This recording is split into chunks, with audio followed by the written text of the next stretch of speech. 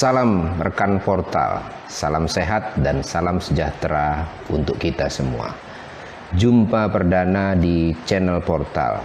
Portal merupakan singkatan dari Port, Transportation, and Logistic.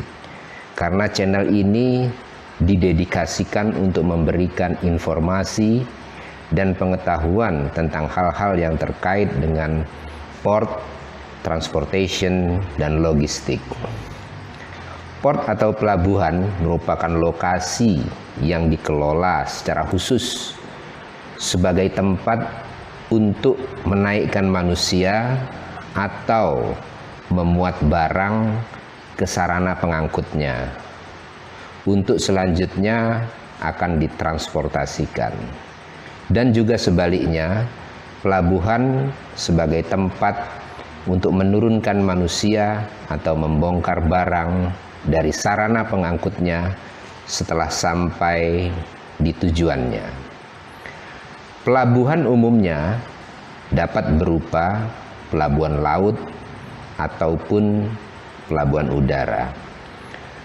Selanjutnya, transportasi adalah aktivitas perpindahan manusia atau barang dari lokasi asalnya sampai ke lokasi tujuannya dengan menggunakan sarana ataupun alat pengangkut.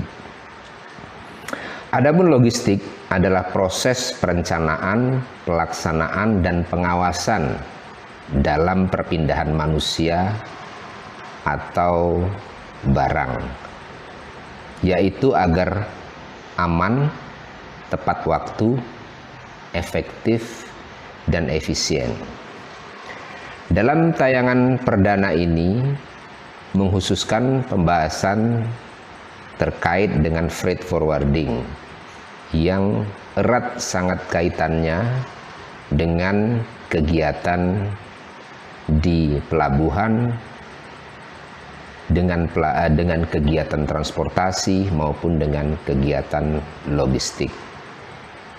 Adapun bahan pembahasan ini dipergunakan sebagai materi bahan kuliah forwarding di Sekolah Tinggi Ilmu Administrasi Bisnis Kepelabuhanan Surabaya atau Setiamak Surabaya. Baiklah rekan portal semua, berikut marilah kita simak materi pertama, pengantar perkuliahan forwarding. Bismillahirrahmanirrahim. Materi 1, pengantar perkuliahan. Perkuliahan ini merupakan perkuliahan forwarding yang berisi nanti pengetahuan mengenai freight forwarding dan transportasi multimoda. Pertama-tama saya akan memperkenalkan diri terlebih dahulu. Nama saya Iskandar Zulkarnain, agama Islam, sudah berkeluarga dengan 3 orang anak. S1 dan S2 saya selesaikan di Universitas Gadjah Mada. Saya memiliki sertifikasi Basic Forwarding Course dari Ilva Institute, sertifikasi Training of Trainer dari BNSP.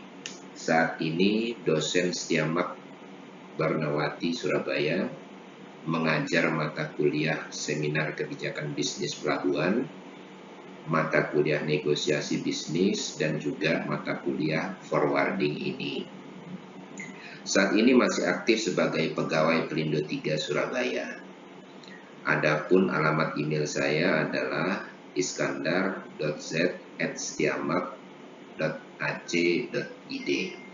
Ini adalah email officially dari Setiamak, sehingga nanti apabila rekan mahasiswa sekalian ingin mengirimkan email untuk tugas-tugas atau yang lainnya akan menggunakan alamat email ini.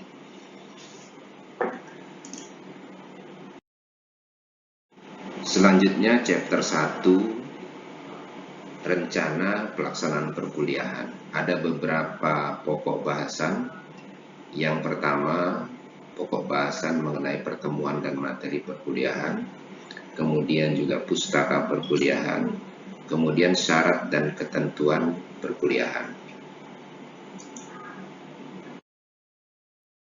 Pertemuan dan materi perkuliahan. Pertemuan kita selama satu semester ini nanti ada sebanyak 15 kali pertemuan, ya. Kemudian 2 kali pertemuan untuk UTS, ujian tengah semester, dan UAS, ujian akhir semester. UTS adalah pada pertemuan ke-9. Ya. Mohon maaf, UTS dilakukan pada pertemuan ke-8 dan UAS pada pertemuan terakhir, pertemuan ke-15. Sehingga untuk penyampaian materi nanti ada 13 kali pertemuan. Baik, pertemuan pertama, materi pertama adalah pengantar perkuliahan yang disampaikan hari ini. Pertemuan kedua, materi kedua nanti akan membahas mengenai peran dan tanggung jawab freight forwarding. Kemudian pertemuan ketiga, materi yang ketiga akan membahas terkait muatan dan kemasan. Pertemuan keempat, materi keempat, pengangkutan barang melalui darat. Pertemuan kelima, materi kelima, pengangkutan barang melalui udara. Pertemuan keenam, materi keenam, pengangkutan barang melalui laut, pokok bahasan yang pertama. Kemudian pertemuan ketujuh, materi ketujuh, pengangkutan barang melalui laut, pokok bahasan yang kedua. Pertemuan ke-8 akan dilakukan ujian tengah semester. Pertemuan ke-9, materi ke-8 akan membahas tentang prosedur pabean. Pertemuan ke-10, materi ke-9 akan membahas prosedur pelabuhan. Pertemuan ke-11, materi ke-10 akan membahas konsolidasi muatan. Pertemuan ke-12, materi ke-11 akan membahas Incoterm dan Letter of Credit. Pertemuan ke-13, materi ke-12 akan membahas asuransi muatan dan elektronik data interchange. Pertemuan ke-14, materi ke-13, kita akan mereview materi mulai dari materi pertama, materi sampai dengan materi yang ke-12. Sehingga materi yang ke-13 di sini sifatnya hanya mereview. Jadi materi 1 sampai dengan materi yang ke-12.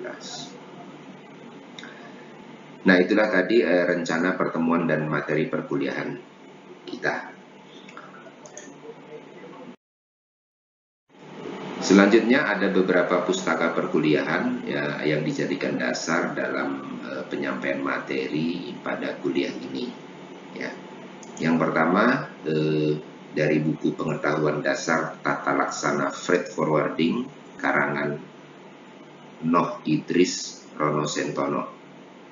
Yang kedua dari buku manajemen multimoda transportation dan freight forwarder karangan Win Rizaldi. Kemudian juga diambil dari modul basic freight forwarding course ya dari United Nations Standard dari INFA Institute. Kemudian juga diambil dari websitenya ILFA ya, www.ilfa.org.id. Nah, itulah beberapa pustaka perkuliahan. Silakan untuk memperkaya pengetahuan para mahasiswa untuk mencari pustaka-pustaka yang lainnya yang terkait dengan forwarding. Syarat dan ketentuan perkuliahan. Yang pertama adalah syarat-syarat yang berlaku umum. Pelaksanaan kuliah dilakukan secara online. Selama 1 semester ini kita penuh melakukan kuliah secara online dengan sifat student center learning. Jadi perkuliahan ini fokusnya adalah kepada student, kepada siswa. Siswa diharapkan lebih aktif untuk berdiskusi, bertanya, kemudian mencari pustaka-pustaka selain yang disampaikan pada waktu perkuliahan. Sedangkan dosen lebih bersifat sebagai fasilitator dalam berdiskusi, dan hanya menyampaikan materi-materi untuk digunakan sebagai pelaksanaan diskusi. Dan selama mengikuti perkuliahan harus tetap menjaga kesopanan dalam bersikap, berbicara, dan berpakaian. Selanjutnya, syarat untuk mengikuti UAS adalah minimal hadir 10 kali dari 13 kali penyampaian materi kuliah atau 75% kehadiran. Jadi pertemuan kita ada 15 kali sebagaimana yang sudah dijelaskan tadi.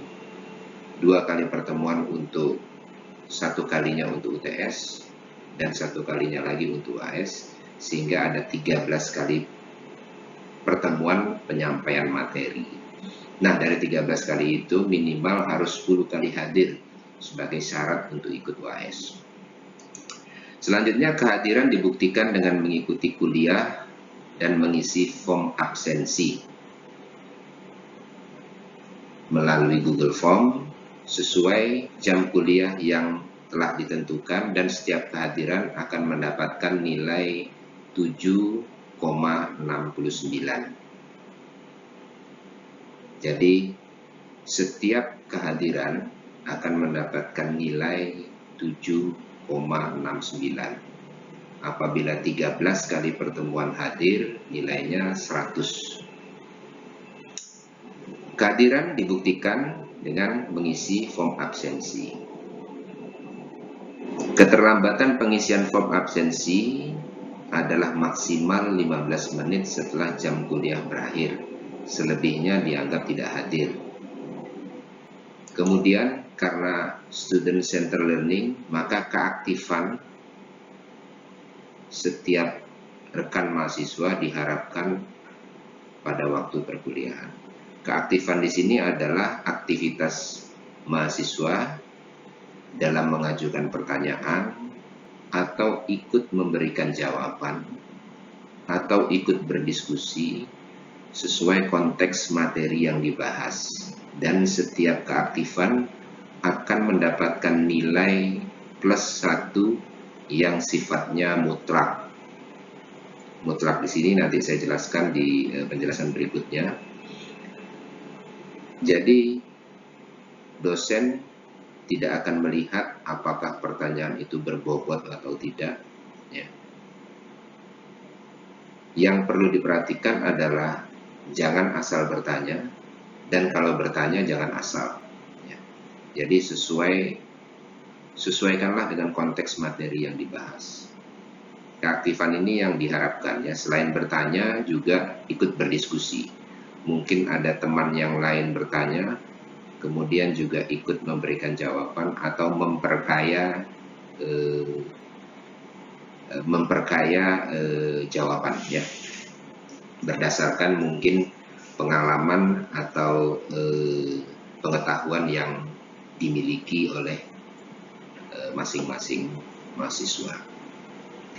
Selanjutnya, syarat yang umum juga adalah tugas individu. Jadi setiap siswa akan mendapatkan tugas yang sifatnya individu, yaitu dalam bentuk pembuatan makalah ilmiah.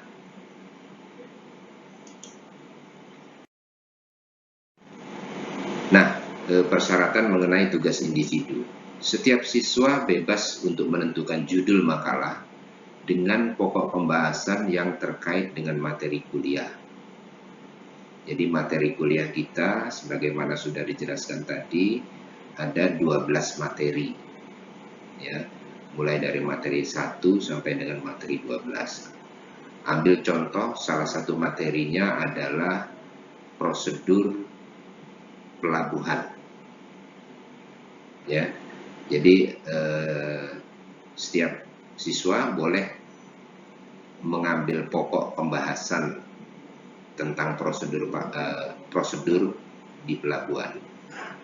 Nah, judul makalahnya disesuaikan dengan salah satu materi yang disampaikan pada waktu kuliah.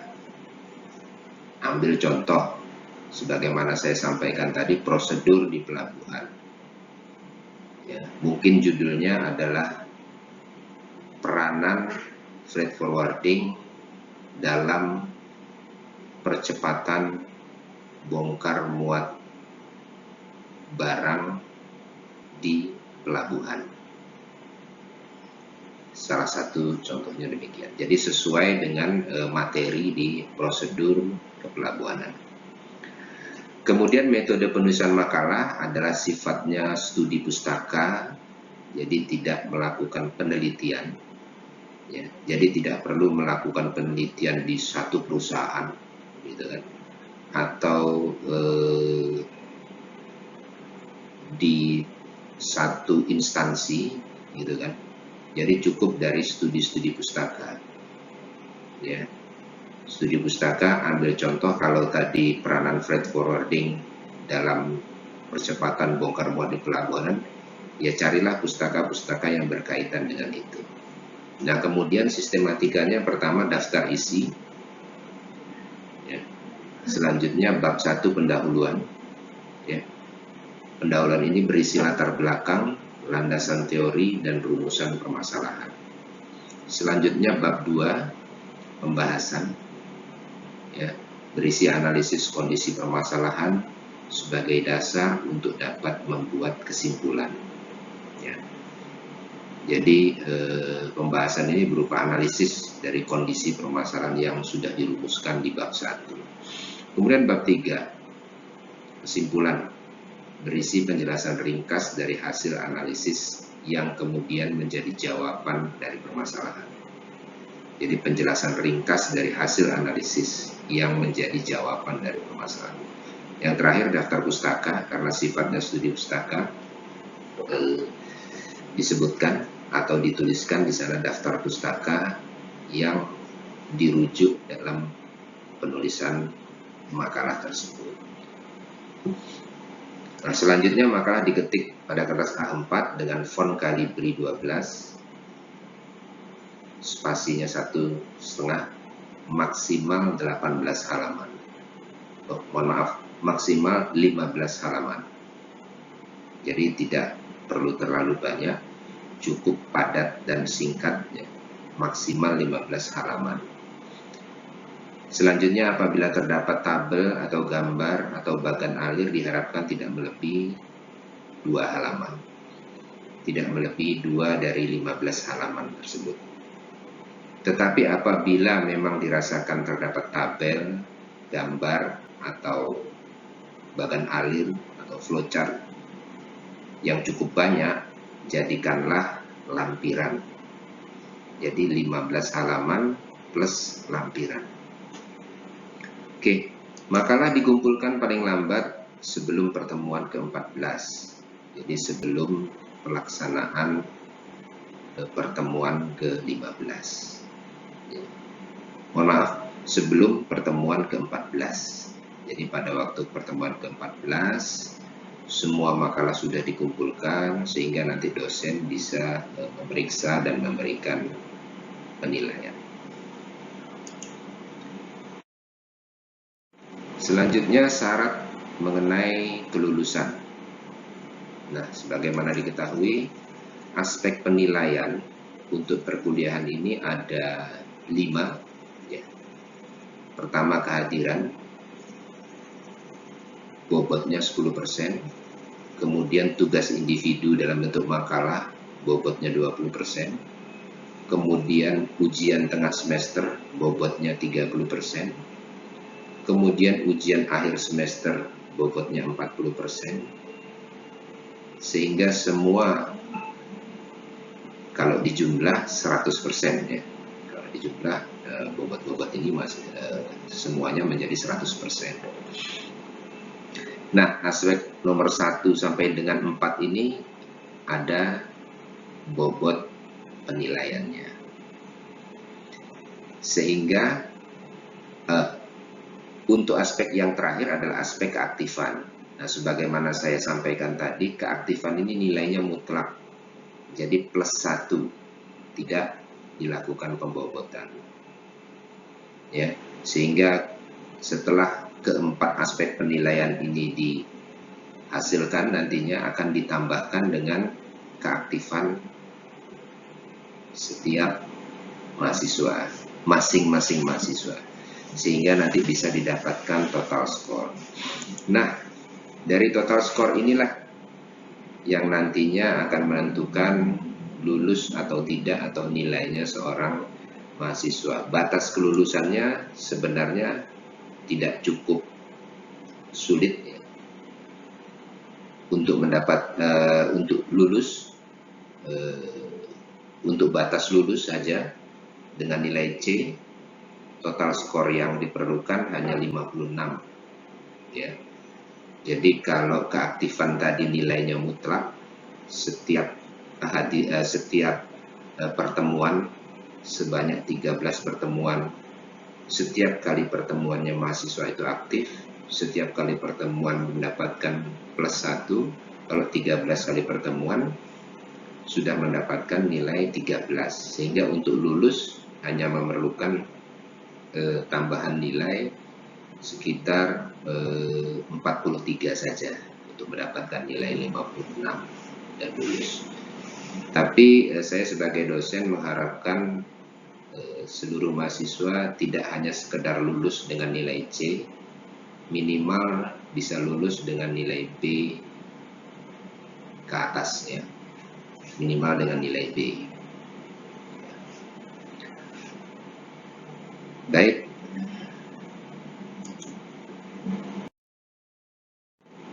Nah, selanjutnya coba kita simulasikan ya. Coba kita simulasikan perkuliahan kita 2 SKS, ada 15 kali pertemuan, 1 untuk UTS, 1 kali pertemuan lagi untuk UAS. Jadi penyampaian materi ada 13 kali pertemuan. Syarat ikut UAS 13 kali pertemuan, 75% dari 13 kali pertemuan. Jadi 10 pertemuan harus hadir 10 kali pertemuan.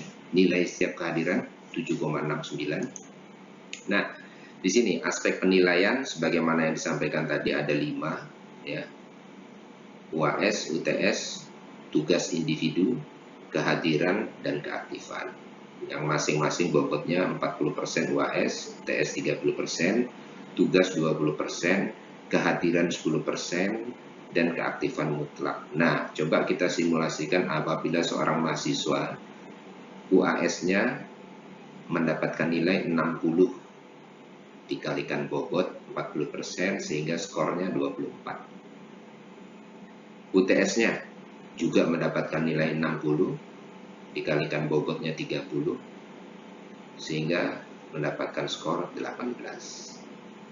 Kemudian tugas individunya mendapatkan nilai 60 juga dengan bobot 20% sehingga skornya 12. Kehadiran, jadi dari 13 kali kehadiran dia hadir 10 kali. 10 kali 7,69 sehingga nilainya 76,9 dikali 10% dia mendapatkan skor 7,69. 6. Keaktifan, dari 13 kali pertemuan dia aktif sebanyak 5 kali ya, sehingga skornya 5. Nah, kemudian semua ini ditotal, nilai totalnya ada 66,69. 66,69 ini sudah kriteria lulus dengan nilai B. Ya, karena SKS dengan nilai B, SKS-nya 2, jadi B dengan IP-nya 3, sehingga IPK-nya 6.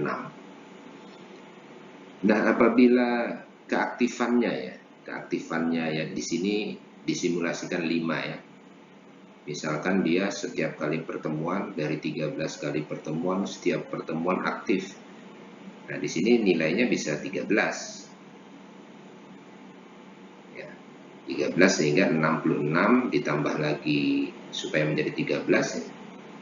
5 ini ditambah 8 ya. 66 ditambah 8 nilainya sudah 74 ya. 74 mungkin saja sudah B+ atau mendapat nilai A. Nah, itulah kenapa keaktifan ini nilainya mutlak dan diharapkan kepada setiap mahasiswa untuk aktif.